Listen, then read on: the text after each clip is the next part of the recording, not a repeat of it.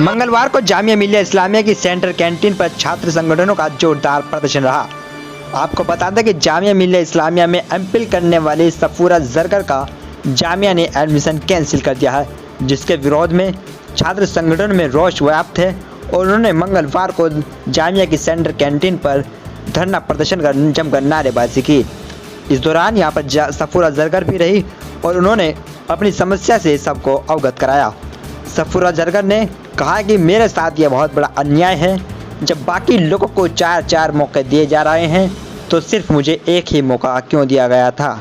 छात्र संगठनों के प्रदर्शन को देखते हुए सुबह से ही सेंट्रल कैंटीन को बंद रखा गया था, जिससे छात्रों को खाने की परेशानी भी हुई। कुछ लोगों से मिली जानकारी के अनुसार बताया कि यह आखिरी प्रदर्शन नहीं है। जब तक सफूरा जरगर का जामिया मिलिया इस्लामिया एडमिशन नहीं कर लेता है, यानी अपने फैसले को वापस नहीं ले लेता है, तब तक जामिया मिलिया इस्लामिया के अलग अलग कैंपस में अलग अलग दिन इसी तरह प्रदर्शन होते रहेंगे और यह प्रदर्शन बड़ा रूप लेता जाएगा। इस दौरान जामिया मिलिया इस्लामिया में सफूरा जरगर ने छात्रों को संबोधित किया, छात्र एकता की बात कही और जामिया प्रशासन द्वारा अपनाए गए इस कदम की कड़ी निंदा की।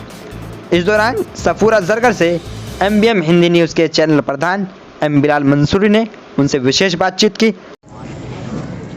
MBM हिंदी न्यूज़ में आपका स्वागत है और मैं हूं बिलाल मंसूरी और जामिया मिलिया इस्लामिया की एक स्टूडेंट जो MPhil कर रही थी सफूरा जरगर।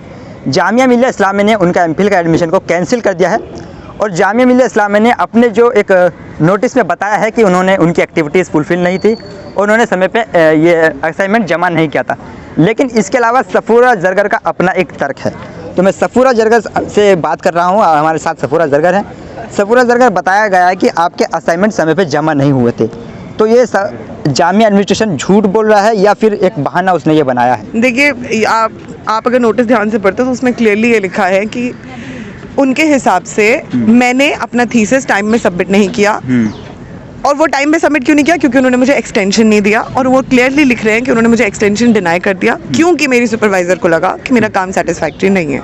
बहुत सारी चीज़ें हैं इसमें। सबसे पहली चीज़ ये कि जब कोविड-19 एक्सटेंशंस पूरी यूनिवर्सिटी को दिए जा रहे हैं, यानी कि यहाँ तक कि पूरे इंडिया में मिल जा रहे हैं स्टूडेंट्स को, 4 एक्सटेंशंस मिल जा रहे हैं और UGC कहता है कि 4 एक्सटेंशंस मिलने चाहिए, तो मुझे क्यों डिनाई किया जा रहा है? मुझे क्यों सिर्फ एक एक्सटेंशन मिला जा रहा है? राइट, बिकॉज कोविड में रिसर्च करना पॉसिबल नहीं था।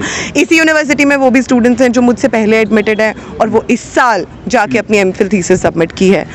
उनको क्यों नहीं रोका गया तो मुझे क्यों रोका जा रहा है? ठीक है। दूसरी चीज़ ये है कि यूनिवर्सिटी ने बोला मैंने टाइम पे एक्सटेंशन के लिए अप्लाई नहीं किया, तो उसमें मैं ये कहना चाहूँगी कि जब मेरी कोविड-19 एक्सटेंशन की एप्लीकेशन रजिस्ट्रार के पास पेंडिंग थी, आज तक उस एप्लीकेशन का कोई जवाब नहीं आया, जो कि मैं दिसंबर में भेज चुकी थी, तो कैसे मैंने और मेरी एक्सटेंशन जो ख़त्म होती थी वो फरवरी में होती थी, तो मैंने तो टाइम से पहले अप्लाई कर दिया था, दिसंबर में अप्लाई किया था, उसका जवाब आपने मुझे क्यों नहीं दिया? उसके बाद यहाँ तक कि मेरी कुलविंदर कौर ने मुझे बार बार बोला कि कोई एक्सटेंशन आपको अवेलेबल नहीं है। ठीक है। उसके बाद जाके जब मैंने रजिस्ट्रार को चिट्ठी लिखी तो वहाँ से फिर उसके बाद मुझे बोला गया कि आप विमेन स्कॉलर का एक्सटेंशन अप्लाई कीजिए। अब उन्होंने अगर बोला कि आप अप्लाई कीजिए और मैंने अप्लाई कर दिया और उन्हें एप्लीकेशन एक्सेप्ट कर ली, इसका क्या मतलब है कि मेरी एप्लीकेशन एक्सेप्ट हो गई? तो मतलब मैंने एक्सटेंशन के लिए अप्लाई कर दिया as per said by the HOD and the department. अब करने के बाद वो क्या किया गया, उन्होंने बोला कि आपकी प्रोग्रेस जो है सेटिस्फैक्ट्री नहीं है। तो क्या जो सुपरवाइजर बोलेंगी वही सच है? क्या उस मेरी थीसिस को किसी और से इवैल्यूएट कराया गया? क्या डिपार्टमेंट में कोई कमेटी बनाई गई जिसने मेरी थीसिस को इवैल्यूएट किया? देखिए, जो कोविड-19 एक्सटेंशन थी वो एन मास दी गई थी स्टूडेंट्स को, उसमें इवैल्यूएशन नहीं करना होता है। इस वजह से उस एप्लीकेशन को रिस्पॉन्ड ना करते हुए, डेलिबरेट डिले कॉज करते हुए मुझे ऐसे एक्सटेंशन के लिए अप्लाई कराया गया जानबूझ के, जहाँ पे इवैल्यूएशन चाहिए होता है, ताकि एप्रोप्रिएट टाइम पे उसको रिजेक्ट कर दिया जाए। 8 महीने लगे उनको एक स्कॉलर का जो एक्सटेंशन एप्लीकेशन है उससे डील करने में, तो ज़रूर कुछ बात गलत हुई है। अब जो नोटिस आया है वो कहता है कि in anticipation of the faculty committee, इससे ये बात साफ जाहिर होती है कि फैकल्टी कमेटी अभी हुई नहीं, बट डीन पहले से उनका फैसला जानते थे। उसी तरह से जब DRC और BOS हुई उससे पहले उनको उसका फैसला पता था। उसी तरह से मेरी एक्सटेंशन एप्लीकेशन से पहले वो लोग माइंड बना चुके थे कि हमें सफूरा को एक्सटेंशन नहीं देनी चाहिए थी। इस तरह से हर स्टेप पे जो ड्यू प्रोसेस है उसको फोरगो किया गया, just so that I can be thrown out of the university. एक यहाँ पे आपने बहुत बड़ी बात कही है कि आपको दूसरा मौका दिया गया था, दूसरा मौका आपको, दूसरा नहीं, मुझे 3 मौके दिए, 3 मौका दिया गया आपको, एक वुमेन वाला दिया गया था और एक्सेप्ट किया गया, आपकी एप्लीकेशन एक्सेप्ट कर ली थी अभी आपने बताया, और उसके बावजूद आपका रिजेक्ट कर दिया गया, यानी एक प्री प्लान था। नंबर 1 बात तो यहाँ पे जामिया प्रशासन के सामने यही बात है।